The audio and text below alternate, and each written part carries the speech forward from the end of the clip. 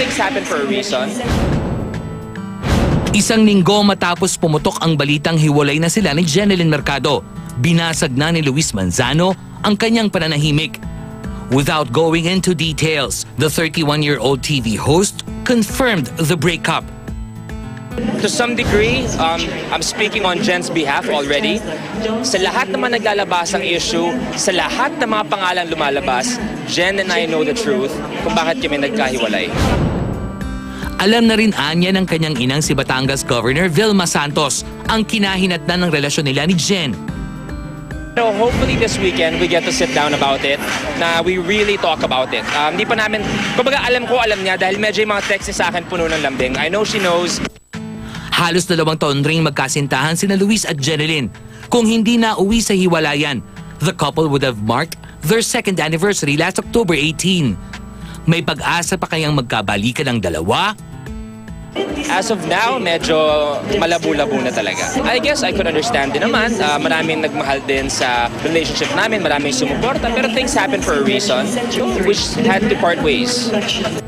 Nakausap ng Star Talk ang manager ni Jeneline at sinabi nitong magbibigay ng pahayag ang aktres sa tamang panahon. Dennis, lately, laging nadadamay ang pangalan mo sa mga intriga. Ikaw daw isa sa dahilan kung bakit si Derek Ramsey at Christine Reyes ay naghiwalay. Ngayon naman, kay Jeneline at saka kay Luis Manzano, ikaw na naman. Ano ba yan? Para kang ahas. Nakakaloka naman yung mga tanong. Pag-usapan natin sa harap ni Be. Anong kaguluhan to?